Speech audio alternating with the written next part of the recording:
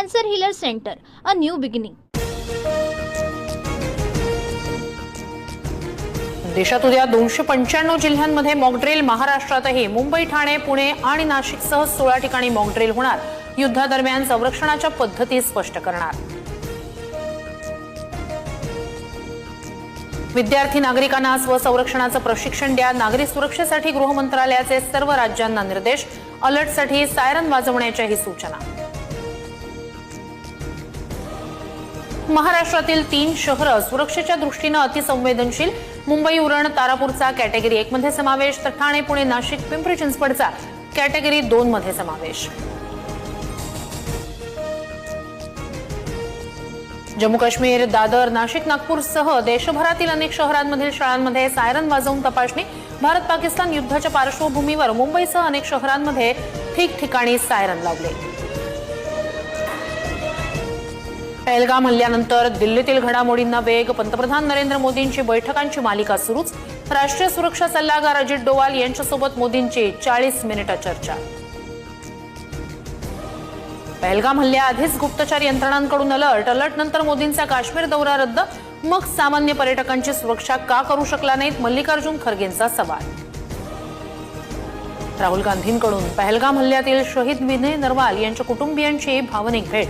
दोषींना अशी शिक्षा द्या की कुणी भारताकडे डोळे वर करून पाहणार नाही.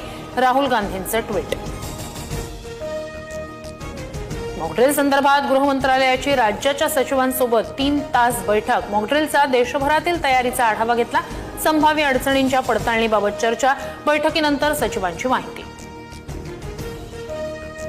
भारत पाकिस्तानवर 10 किंवा 11 मे रोजी हल्ला करू शकतो. रशियाच्या विजय दिवसानंतर पाकवर आक्रमण होण्याची शक्यता. पाकिस्तानचा भारतातील माजी राजदूत अब्दुल बासितकडून भीती व्यक्त.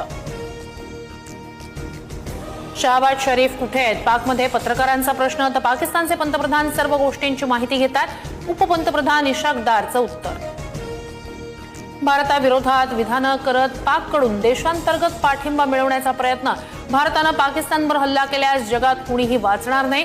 पाकचा संरक्षण मंत्री ख्वाजा आसिफ पुन्हा बरळला.